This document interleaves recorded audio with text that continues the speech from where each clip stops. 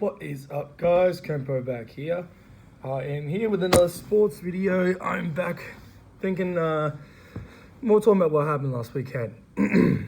Okay, well, the main things I watched last weekend were the UFC and AFL, but I just got caught up with the Formula One, got caught up with boxing with Canelo, had chats and just had a look up on the computer for the NBA and NRL. Didn't have time to watch either of them, but I've got a computer on me now, so I can actually look up what I'm talking about.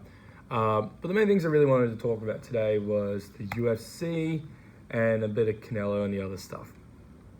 The UFC 280. I thought it was pretty bloody good. I'm just going to come out right at the bat and say that the prelims were actually better to me than the main card. The main card was a lot of, I felt, point scoring. Besides the women's fight, the women's fight was awesome.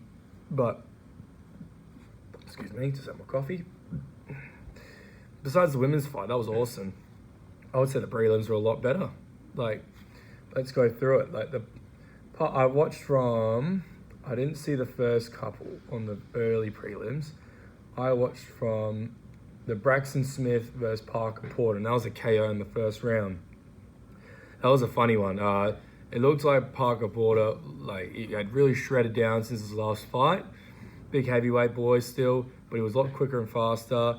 He just pieced up the other Braxton Smith. He just, one point, just ragdolled him to the ground and just finished him off with punches. Great fight to start with in the early morning for me. And then we had the Marina Rodriguez versus Verna. I just call her googly eyes because her eyes do not look straight. That was a bit of more of a boring fight, but I can't really remember too much what happened with it. That's why it wasn't too exciting. Then there was Chaos Williams versus Rolando Bedoya. It was Rolando Bedoya's first fight in the UFC. Had a great record by the looks of it. That one was a split decision, which was close, with Chaos being the more loaded up, hitting harder fire. But Rolando was definitely the more skilled fighter, I reckon. He was in and out, but it was. I was saying to my dad as I was watching it, it was like Chaos Williams needs the technique and timing that Rolando has if he's going to put him out. And Rolando needs the loading up, the power that Chaos Williams has to win this fight. And it ended up being a split decision, which was actually a really good fight. Really scrappy, in and out. I thought Rolando had won, but they gave Chaos the win. But either way, I was surprised, but not that surprised. It was one of those sort of ones where, like, oh, I thought it was the other guy, but can't be too mad. The next one was probably my favorite fight. Kennedy Nzechukwu, the African Savage, versus Devin Clark. This was, I was laughing at first. I was looking at the stats of this one.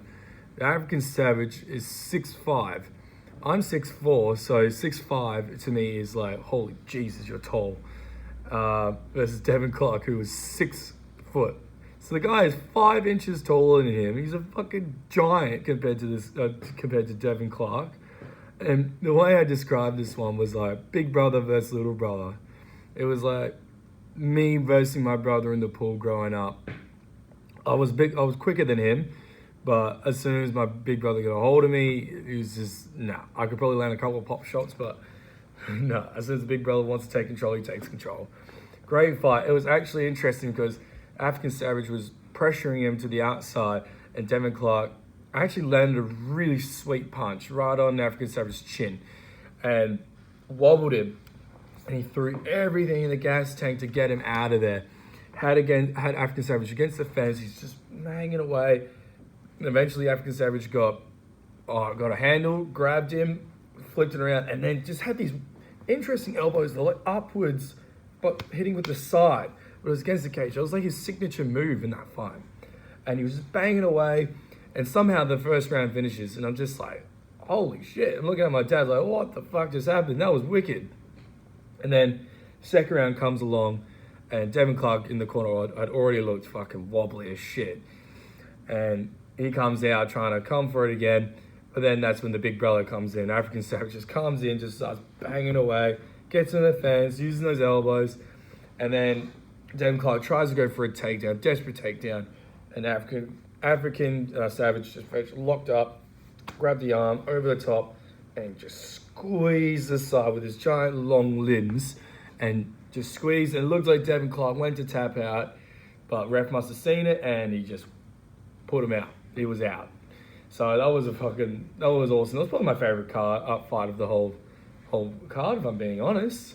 But then Drew Joba versus Matt Fravella. So I had a lot of friends that wanted Drew Joba to win, and I didn't really care if he won or not, but I do like him. But when watching this preview before the fight started, I was chatting to my dad. I was like, "Oh, which one are you picking?" I was like, "Oh, I'll go Drew Joba. I know more about him." But then I was looking at the preview for the Matt Fravella part, and he looked like a jittery little fucking savage, and he just looks fucking scary because he was powerful and quick.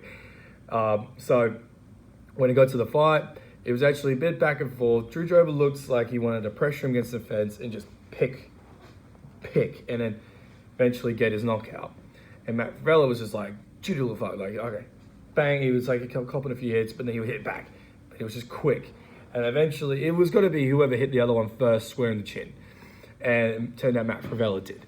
So when that happened, it was like Drew Joba was starting to get the upper hand, put him against the fence, and as he's going to hit him again, Matt Fravella dips down over the top, right hook, and just cleaned on the chin, put Drew Joba down, and he was already busted face up, blood everywhere. Matt Favalla's hitting the hands, ref calls it, and Drew Joba's like, "What the hell, man? Like, I wasn't done." And it's like, "Mate, you were done." It was a good stoppage for me. And then we moved on to the main card. So Charles Jourdain versus Kron Gracie. That was pretty interesting. It was one of those fights where like the jiu-jitsu guy Kron Gracie is just like, "Please, just let me just jiu-jitsu you up." And Charles Jourdain's like, "Nah, this is MMA, bro. This is MMA. I'm gonna piece you up on the feet and hold my own on the ground." That's exactly what the whole fight was. Charles Jourdain went for the KO, but the other guy just like, "Nah, I want to grapple."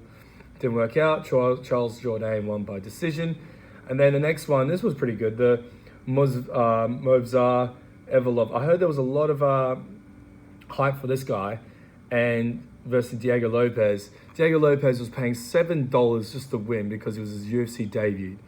It was actually a very good fight.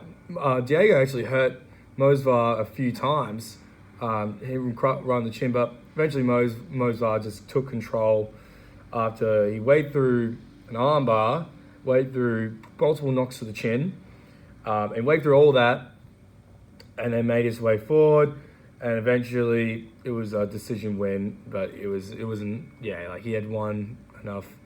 Then the women's strawweight. This was probably the second or third. It was the best fight in the main card. Jessica Andrade versus Yang Xianyin. I can't say that one very well, but that was wicked. Jessica Andrade was trying to pressure forward as usual. I've always said Jessica Andrade had longer arms. She would be carrying so many more people because she's a good striker, but she's just got T-Rex arms, bro. She's got T-Rex arms. She's not going to fucking hit this person in the face. But there's Xianyin person, the Chinese lady. She was bigger, longer. She was quicker, actually. She was probably quicker. And none of the same thing as Drew Joba. Just eventually came back, dipped, bang, on the chin. Jessica Andrade dropped, just out. But this time, she was actually out. It was clean knockout. And the good thing about this leads to a Chinese world strawweight fight. That's pretty great for the UFC because if they can market that in China, it could be one of the biggest fucking pay-per-view draws in UFC history. But that was probably my favorite fight of the main card. And then we got Bilal Muhammad versus Gilbert Burns. Personally, I liked watching the skill and just the chess match at all. But when you're with your mates at the pub, they want to see knockouts, and this wasn't that sort of fight. It looked like Gilbert had hurt his arm, so he was like a bit slower, a bit sluggish. But Bilal does what his new style is, I reckon, is kind of like point scoring. He literally just point striking, just hit, but kept his distance, kept his distance, and every time Gilbert tried to come in, he already moved back or out of the way. very smart way to play it. And I like both these guys. I actually picked with my mates that Bilal would win, so I was right about that. But yeah, to be honest, like Bilal should actually just wait for the title fight. But the welterweight's all muddied up because they want Colby to get it because he was a backup fighter for the other one. Anyways, it was Bilal's night, and he should be going for the title next. But what are you gonna do? Bilal could win. Aljamain Sterling versus Henry Cejudo. So this one I had said 50-50, and I wasn't sure who was going to win. I think I wanted Henry to win, but I had a feeling that Aljo was going to, but I didn't actually pick which one was going to win.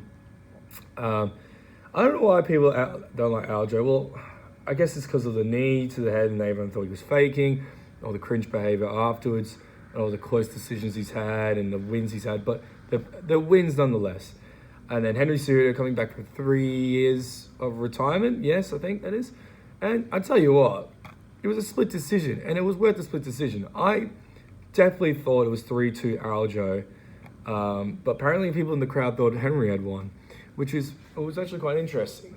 So really what this fight was a chess match. Like, Aljo landed way more strikes, but he lands a lot more like freestyle, bang, flicks sort of thing, bang. And he showed a bit more technique with the spinning heel kicks.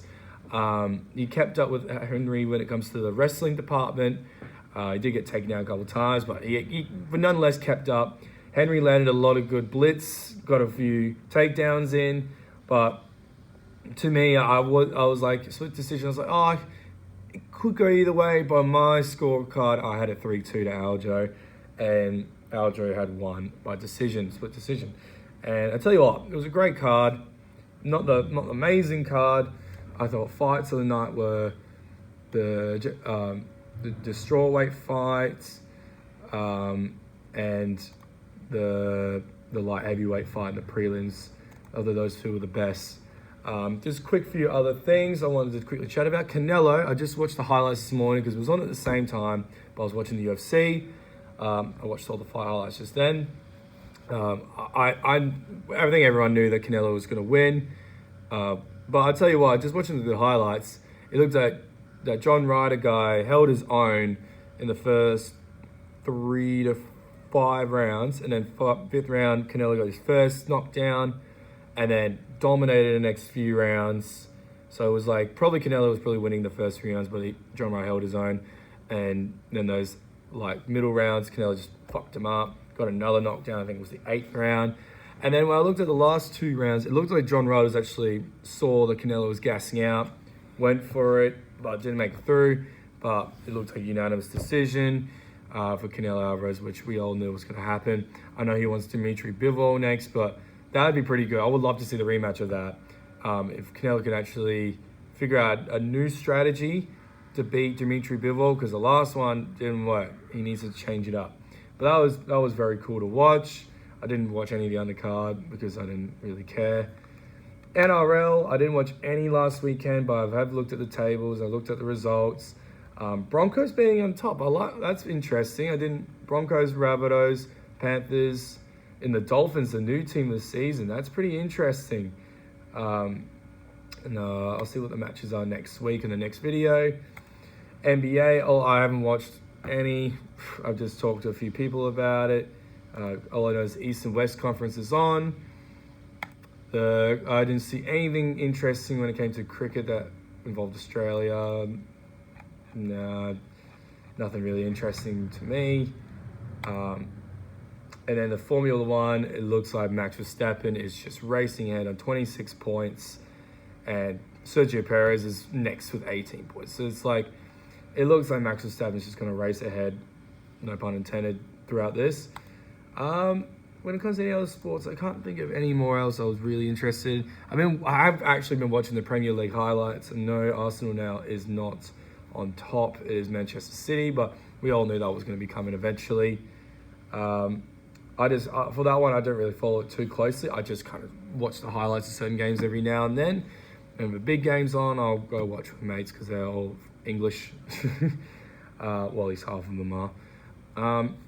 Well, that's it with the last weekend's fucking sport. It was awesome. 301, I watched that. It was our best win of the season. I was very happy with that because I was also winning a game of poker and that. It was actually bloody awesome. Like, great week. It was a great weekend of sports. I and my brother got married. It was a great weekend. I had a 4-day weekend. Thank you as always, guys. I'll see you in the next video. Cheers.